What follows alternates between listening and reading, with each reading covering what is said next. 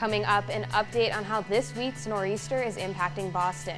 And how you can celebrate Halloween this year in Massachusetts. All that and more today, Thursday, October 28th.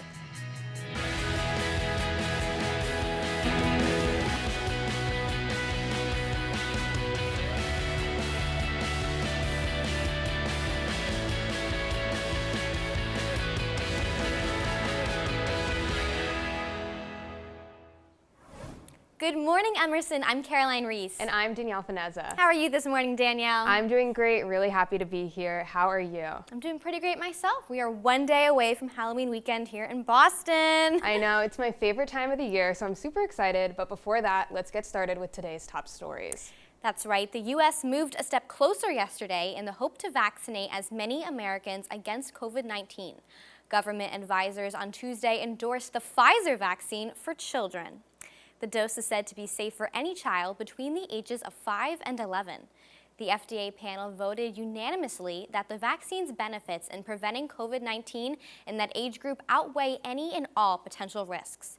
While children are less likely to catch a case of COVID, the panel ultimately decided that it's important to provide an option for parents to protect their kids. More to follow on this, as the CDC is next to approve their approval in the following week. Massachusetts students will continue wearing masks in the classroom for the rest of the year.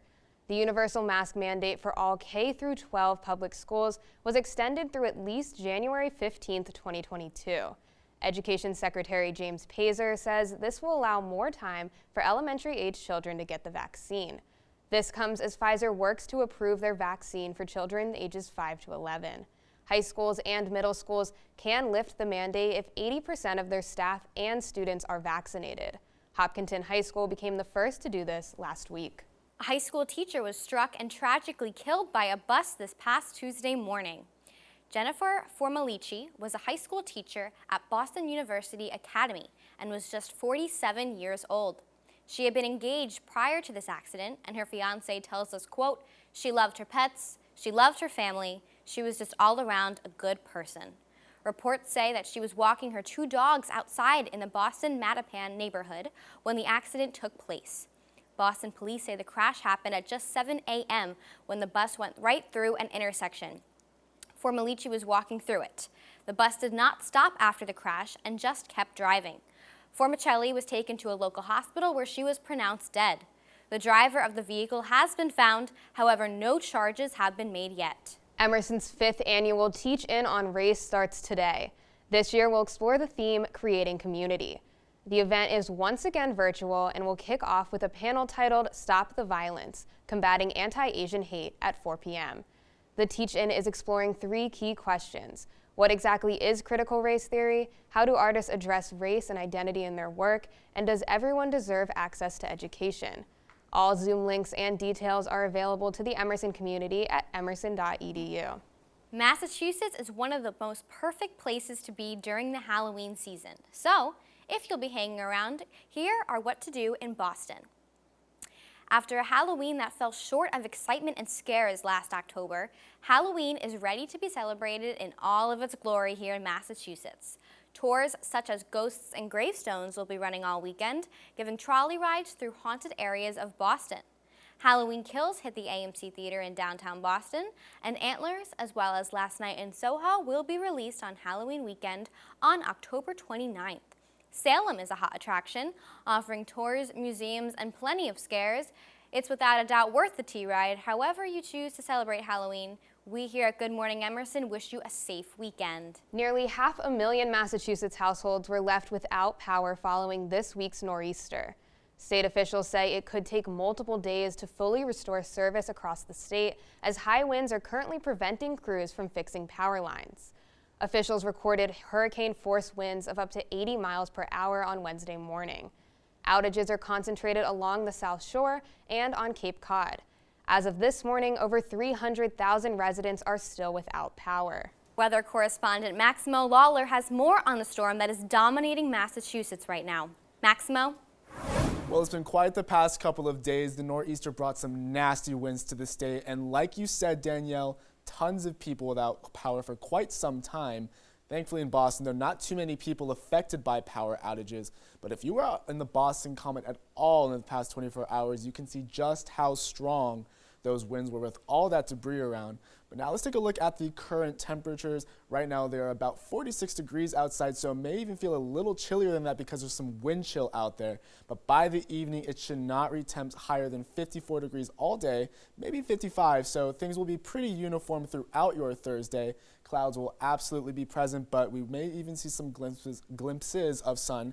Hopefully we can see some of that because we really do need it. Moving on to our Rochcast though, men's soccer is taking on Coast Guard in their final NUMAC matchup this Saturday.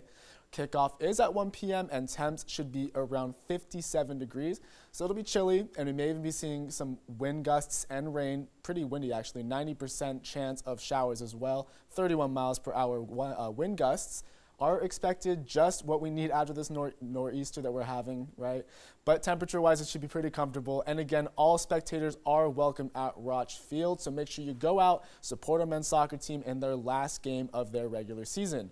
But now to our 5-day forecast. Today is looking a bit better than the past couple of days. Right now, it'll be mostly cloudy today with a high of 53 and a low of 42 in those evening hours. The high for tomorrow is similar to today at 54, but we start to see more moisture coming back into the city and in the night, and that stretches all the way into most of your Halloween weekend, with Saturday being the worst of it, with wet weather and winds, again, up to 31 miles per hour all day and night. And then Sunday, our actual Halloween, we see a 30% chance of rain before 1 p.m. and the high is 64 and a low of 51. So back in those 60s yet again, and again, weather won't be too bad for your Halloween. And for the beginning of your school week, we finally get a glimpse of some sunny skies and clear skies actually.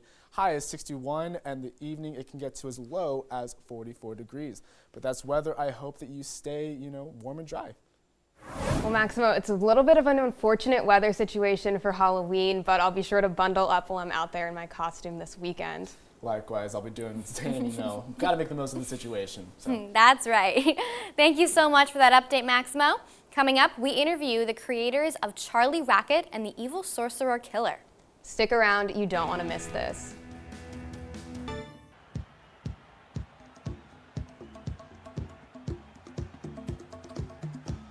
All right, come back in 10 seconds. Ready, camera one. Camera one, you wide shot of the entire thing, and in 3, 2, 1, take. Talent cue. Welcome back to Emerson College. Emerson Camera trails 4, get a shot of the players coming across the court. 10 seconds left. Emerson trails by 1 point. As Camera 2 close on the person finishes shooting. their timeout. Thanks, Joe. With 10 seconds left, Emerson is hoping to pull away and score this big Camera 1 gonna close and follow them over. Emerson trails WPI 10 points. 10 seconds left. Emerson trails by 1 point as the team finishes their timeout. Camera 1 close up on number 33. Thanks, Joe. With 10 seconds left, Emerson is hoping to pull away. Follow the ball, follow the ball.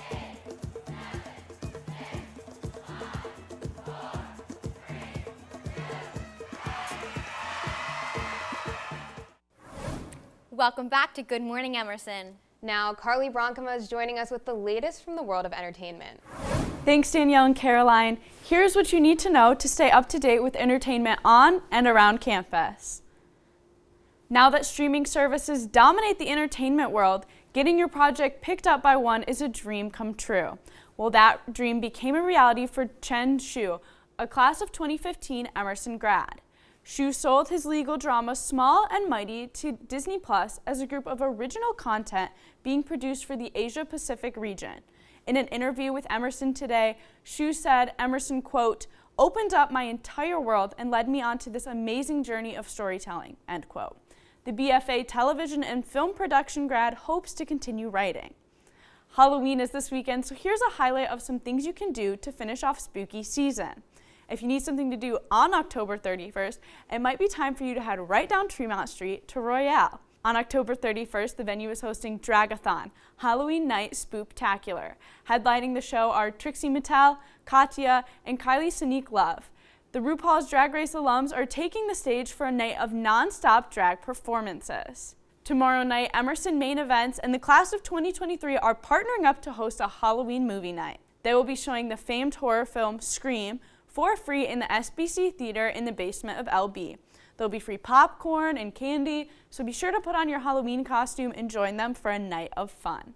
While old movies are always fun to watch, a new movie hit the big screen last week. That's right, I'm talking about Dune, which has Timothée Chalamet fans all sorts of excited. Chalamet holds a starring role opposite Euphoria star Zendaya. The two take audiences on a 2.5-hour-long intergalactic journey. The film has overall been well received and currently has a Rotten Tomatoes score of 83%. On top of that, Chalamet and Zendaya have been entertaining fans on red carpets and in interviews across the country in the past few weeks. To watch the film, you'll need to have an HBO Max subscription or to head to the AMC on the Common. That's all the entertainment Emersonians need to know about. Back to you guys at the desk. Thank you so much for that, Carlee. I think I gotta grab my ticket for Dune now that it's a hot topic right now. I know, everyone's talking about it. I wasn't planning on seeing it, but I think now I have to. I think so. Well, when we come back, we will be interviewing Truman Siegel, Zach Longsworth, and Kyleigh Duff. You don't want to miss this. Stay with us.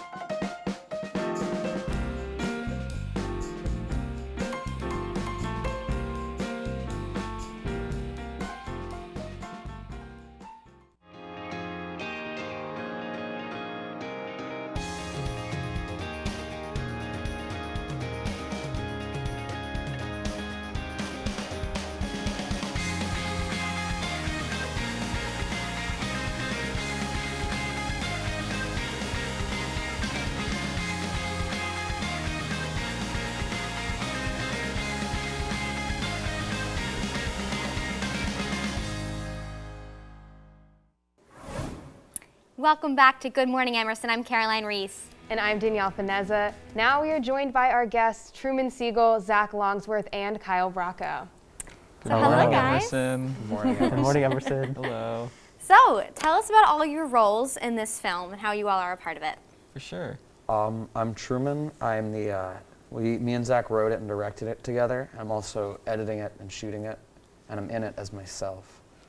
Yeah, co-writer, co-director, the Miami Warlock. Yeah, I'm producer Kyleigh Duff. Hello. So awesome working with these amazing guys. They're so funny and Oh my talented. God, stop it. Oh, good morning, Emerson. Good morning, Emerson. Well, can you tell us a little bit more about your film and like kind of just the general plot and what we can expect? Yeah, so it's a comedy about a magic major at a small liberal arts college in Boston who's nervous about his future. He's worried he's not going to be employed. And then at the same time, there is an alumni who was also a magic major who did not get a job, who takes out revenge on his professors and faculty of the college. It's a comedy. It's like a funny movie. It's a funny movie about, you know, not getting a job and death. It happened to a wizard that we know. It's real life. Based on a true story. So yeah, where did this idea come from? It kind of just stemmed from, I mean, Truman and I are such big fans of magic, like David Blaine, and we thought it would be funny, like, what if somebody used magic to commit nefarious acts? And then it kind of just became like about our time at Emerson and like what we've experienced, and yeah, it just kind of evolved into something totally new. So it seems like it's a huge collaborative effort. You all have like multiple roles on the film. How are you balancing all of that creative input from everyone? Yeah, so you know, on set, it's, you know, we're going out there. Everyone like has a pretty like shared common goal. I feel like it's all around the script. Like again, like their script is so funny, and it just like everyone believes in it because the script is so good, and everyone like goes in pretty much with the same strategy, the same goals of getting it done as fast as possible, because obviously we are shooting like a feature ourselves, so there's a lot of stuff to get through. But we also like make it fun, like it's a comedy. We want everything to be funny. We keep it like really lighthearted on set. Everyone's joking around until obviously we're rolling in, and then they stop. Also, I just like to say good morning, Emerson. Right, so you did mention it's a feature-length film, and opposed to many of the films at Emerson, I mean, majority of students tend to do short films. So, what led you to do a feature length, and what are you finding to be the pros and cons of going with the feature length route? So we chose to do a feature-length film because I want to make feature-length movies. So I figured, like, why not just start now? I don't really like seek out shorts unless like my friends worked on them or made them or whatever. So we went with the feature, and it is the pros is that it's going to be really awesome and it looks insane that we're doing it. And the cons are that it's so much work. It's been nonstop in my brain for months, and we're almost done though. But it's a lot of work. Right, So right. I close. can imagine. Yeah, that's definitely a super ambitious project to take on, especially while you're all still students. But what's next for you and your production team? We are happy to announce on this show, Good Morning Emerson, exclusive little bite. Next semester, we are going to be shooting an untitled detective movie starring Teddy Beamer and Candace Woodingham. Ooh. A new feature. Yeah, we're planning on doing a feature a semester till we graduate.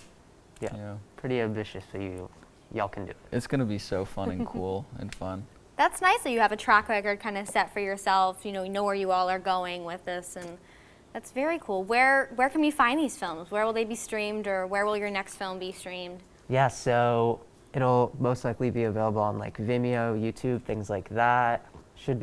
This film should be done, Charlie Wreck-It, the Evil Sorcerer Killer, should be done hopefully by next semester. We're gonna finish shooting soon and then, edit everything. Hopefully we can get a screening at the Coolidge Theater. That would be awesome. Get people to come out and see it like on a big screen. That would be like the main goal. Yeah, submit to festivals too. So people will be able to see it definitely. That's very, very exciting. Well, Yeah, we just, are both excited for you. Follow us on Instagram at Evil Sorcerer Killer, and there'll be updates there. Exclusive updates. Also buy a shirt, please. Please buy a shirt. Please buy a shirt. We have so many of them. We're not making any money off of this. Well, we'll have to get some. I for think we sure. will. All right, well, I think we have a piece of their work. So now let's go and see a clip of Charlie Wreck-It and the Evil Sorcerer Killer. The real magic of card shuffling is all the possibilities. This is why I do this job. You guys are great. You've done such a good job adapting to these unprecedented times. Yeah, I'm thinking there's an evil sorcerer killer.